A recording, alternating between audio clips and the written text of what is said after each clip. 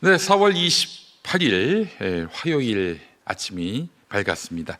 자, 오늘 김용민 브리핑 시작하겠습니다.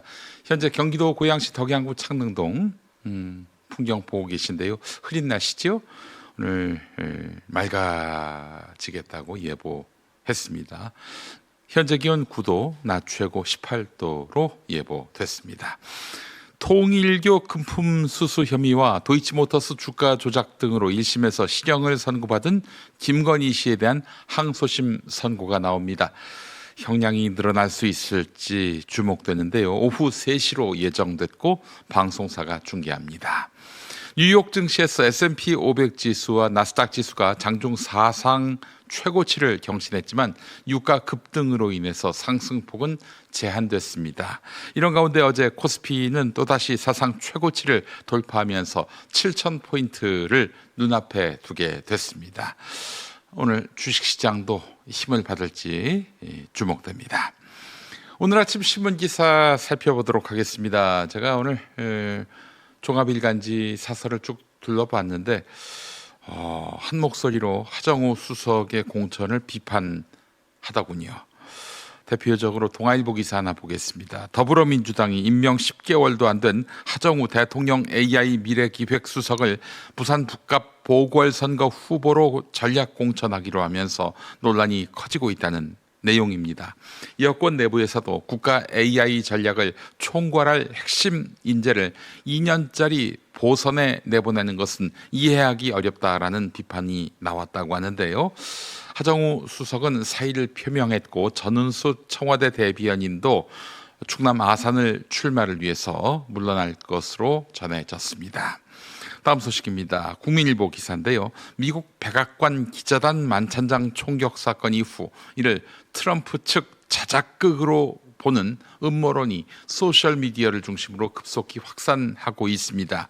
뉴욕타임스는 X에서 조작된이라는 표현이 담긴 게시물이 하루 만에 30만 건 넘게 쏟아졌다고 전했습니다. 일부는 트럼프의 표정과 벤스 부통령의 행동까지 근거로 들면서 연출설을 주장했는데요. 전문가들은 정치 불신과 진영 대립, AI 딥페이크 기술, 알고리즘 확산 구조가 결합하면서 음모론이 반복 생산되고 있다고 분석하고 있습니다.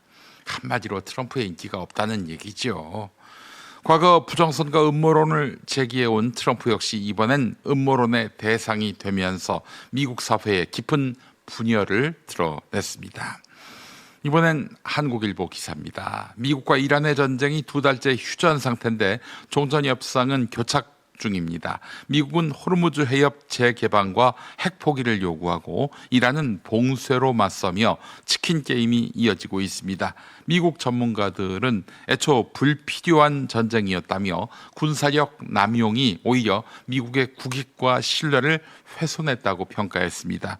동맹국들은 미국 안보 의존도를 낮추고 외교 다변화에 나설 것이란 전망도 나옵니다.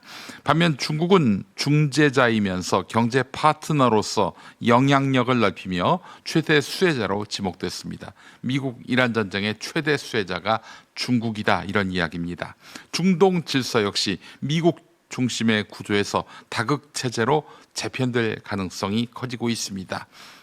이스라엘로서는 최악의 시나리오이겠네요.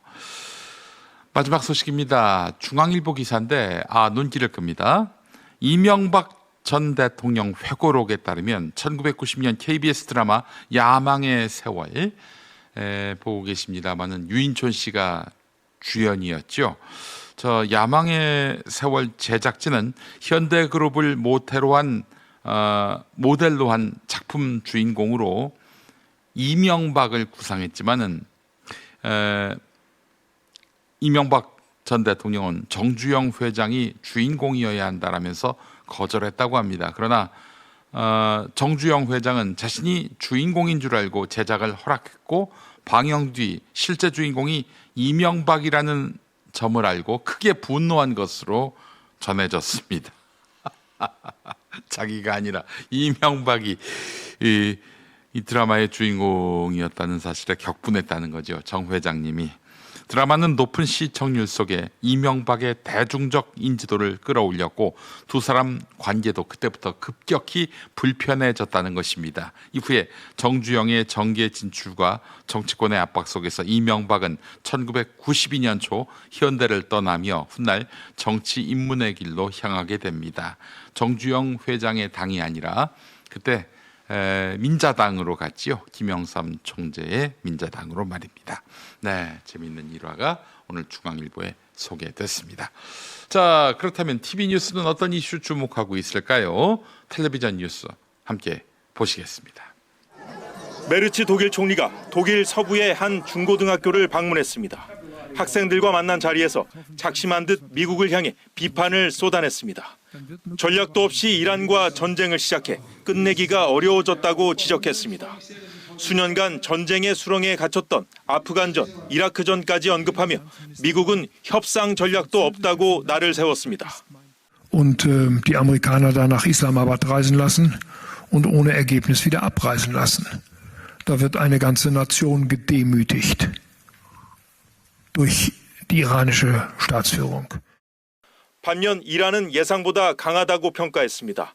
특히 이란인은 교묘하게 협상을 피하거나 매우 능숙하게 협상을 진행하고 있다고 덧붙였습니다.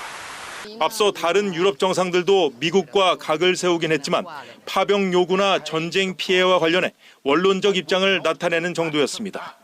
미국의 협상력까지 직격하고 나온 건 처음인데 안보 무임승차론으로 압박해온 트럼프 대통령에게 유럽도 더는 끌려가지 않겠다는 뜻으로 해석됩니다.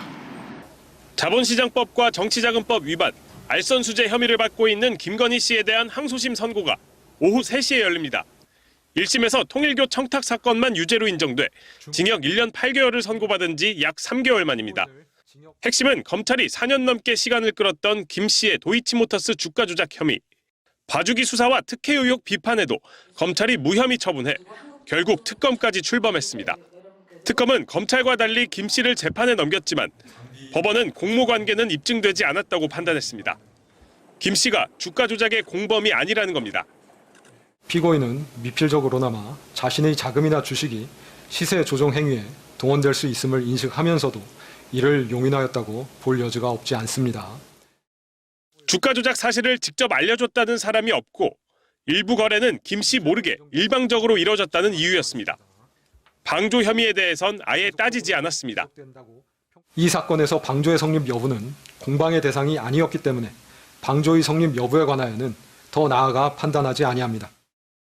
특검은 단순히 주가 조작을 알고도 돈을 댔다는 방조 혐의도 이번에는 예비적으로 추가하면서 주가 조작과 통일교 청탁 사건에 모두 징역 11년에 벌금 20억 원, 추징금 8억 3천만 원을 구형했고 명태균 게이트에 대해서는 징역 4년과 추징금 1억 3천여만 원을 선고해달라고 요청했습니다. 코스피는 2% 이상 급등하며 사상 처음으로 6,600을 넘었습니다. 오후 한때 6,657까지 찍으며 장중 최고 기록도 다시 썼습니다. 반도체 강세에 외국인과 기관의 쌍끌이 매수까지 겹치며 지수를 끌어올렸습니다. 엔비디아가 독식했던 인공지능 호황이 이제는 인텔 같은 CPU 업체를 넘어 한때 AI에 대체될 거란 공포에 휩싸였던 소프트웨어 업체로까지 확산됐고 메모리 반도체에 대한 기대감은 더 커졌습니다. 미국의 AI 소프트웨어 업체들이라고 하잖아요. 거기서 지금 막대한 경쟁과 살아남기 위해서 지금 투자를 열심히 하고 있는데 이익들이 확산되는 과정에서 코스피가 수혜를 받고 있다. SK하이닉스는 5% 이상 급등하며 한때 130만 원까지 올라 신고가를 경신했고 삼성전자 역시 2% 넘게 올랐습니다.